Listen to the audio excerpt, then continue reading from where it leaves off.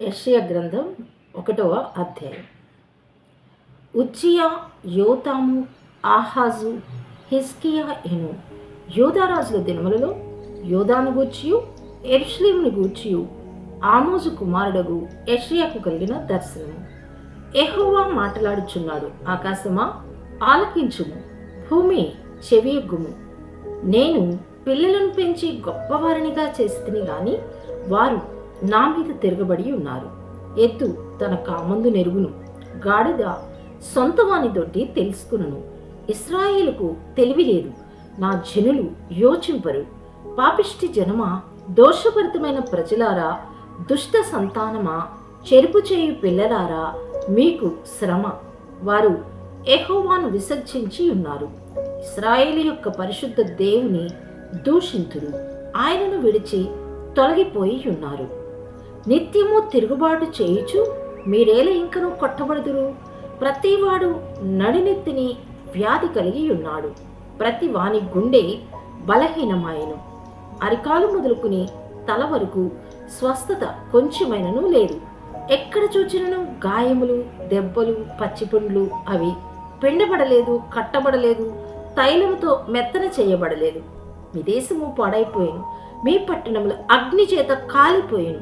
మీదుటనే అన్యులు మీ భూమిని తినివేయుచున్నారు. అన్యులకు తటస్థించు నాశనం వలనే అది పాడైపోయాను. ద్రాక్ష తోటలోని గుడిసెవలను, దోసపాదుల్లోని పాకవలను, ముట్టడి వేయబడిన పట్టణం వలను సియోను కుమార్తె విడువబడి ఉన్నది. సైన్యములకు అధిపతి యెహోవా బహు కొద్దిపాటి శేషం మనకు నిలుపని ఎడల మనము సొదొము వలె ఉందుము, గొమొర్రాతో సమానముగా ఉందుము. సొదొము న్యాయాధిపతులారా, యెహోవా మాట ఆలకించుడి. గొమొర్రా జనులారా, మన దేవుని ఉపదేశమునకు చెవియొగ్గుడి. యెహోవా సెలవిచ్చిన మాట ఇదే: విస్తారమైన మీ బలులు నాకేలా? దహన బలులకు పొట్టేళ్లను, బాగుగా మేసిన దూడల క్రొవ్వును నాకు వెక్కసమాయను. కోడెల రక్తమందైనను, గొర్రెపిల్లల రక్తమందైనను, మేకపోతుల రక్తమందైనను నాకిష్టము లేదు. నా సన్నిధిని కనపడవలనని మీరు వచ్చుచున్నారే. నా ఆవరణములను త్రొక్కుటకు మిమ్మును రమ్మన్న వాడెవడు? నీ నైవేద్యము వ్యర్థము, అది నాకు అసహ్యము. పుట్టించు ధూపార్పణము, దానిని ఇకనూ తేకుడి. అమావాస్యయు విశ్రాంతి దినమును సమాజకూట ప్రకటనమును జరుగుచున్నవి. పాపుల గుంపు కూడిన ఉత్సవ సమాజమును నేనోచ్చజాలను. మీ అమావాస్య ఉత్సవములను, నియామక కాలములను నాకు హేయములు. అవి నాకు బాధాకరములు. వాటిని సహింపలేక విసిగి ఉన్నాను. మీరు మీ చేతులు చాపునప్పుడు మిమ్మును చూడక నా కన్నులు కప్పుకుందును. మీరు బహుగా ప్రార్థన చేసినను నేను వినను. మీ చేతులు రక్తంతో నిండి ఉన్నవి. మిమ్మును కడుక్కునుడి, శుద్ధి చేసుకునుడి. మీ దుష్క్రియలు నాకు కనపడకుండా వాటిని తొలగింపుడి. కేడు చేయటం మానుడి, మేలు చేయ నేర్చుకునుడి. న్యాయము జాగ్రత్తగా విచారించుడి. హింసించబడి వాని విడిపించుడి. తండ్రి లేని వానికి న్యాయం తీర్చుడి. విధవరాలి పక్షముగా వాదించుడి. యెహోవా ఈ మాట సెలవిచ్చుచున్నాడు: రండి, మన వివాదము తీర్చుకొందము. మీ పాపములు రక్తం వలె ఎర్రనివైనను అవి హిమము వలె తెల్లబడును. కెంపు వలె ఎర్రనివైనను అవి గొర్రెబొచ్చు వలె తెల్లని వగును. మీరు సమ్మతించి నా మాట వినని ఎడల మీరు భూమి యొక్క మంచి పదార్థములను అనుభవింతురు. సమ్మతింపక తిరుగబడిన ఎడల నిశ్చయముగా మీరు ఖడ్గము పాలగుదురు. యెహోవా ఇలాగున్నే సెలవిచ్చి ఉన్నాడు: అయ్యో, నమ్మకమైన నగరము, వేశ్య ఆయనే, అది న్యాయముతో నిండియుండెను, నీతి దానిలో నివసించెను. ఇప్పుడైతే నరహంతకులు దానిలో కాపురమున్నారు. నీ వెండి మస్తాయను, నీ ద్రాక్ష రసము నేళ్లతో కలిసి చెడిపోయేను. నీ అధికారులు ద్రోహులు, దొంగల సహవాసులు, వారందరూ లంచము కోరుదురు.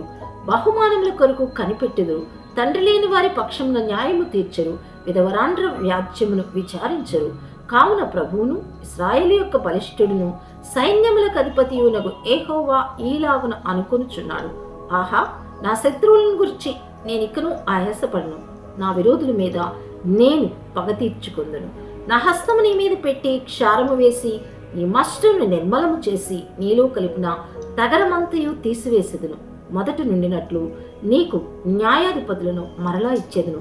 ఆదిలో నుండినట్లు నీకు ఆలోచనకర్తలను మరలా నియమించెదను. అప్పుడు నీతిగల పట్టణమనియు నమ్మకమైన నగరమనియు నీకు పేరు పెట్టబడును. సియోనుకు న్యాయము చేతను, తిరిగి వచ్చిన దాని నివాసులకు నీతి చేతను విమోచనము కలుగును. అతిక్రమము చేయువారును పాపులను నిశ్శేషముగా నాశనమగుదురు. యెహోవాను విసర్జించువారు లయమగుదురు. మీరు నిశ్చయించిన మస్తకి వృక్షమును గూర్చి వారు సిగ్గుపడుదురు. మీకు సంతోషకరములైన తోటలను గూర్చి మీ ముఖములు ఎర్రబారును. మీరు ఆకులువాడు మస్తకి వృక్షము వలెను, నీరు లేని తోట వలెను ఆగుదురు. బలవంతులు నారపీచు వలె ఉందురు. వారి పని అగ్ని కణము వలె ఉండును. ఆర్పువాడెవడనూ లేక వారును వారి పనియు బొత్తిగా కాలిపోవును.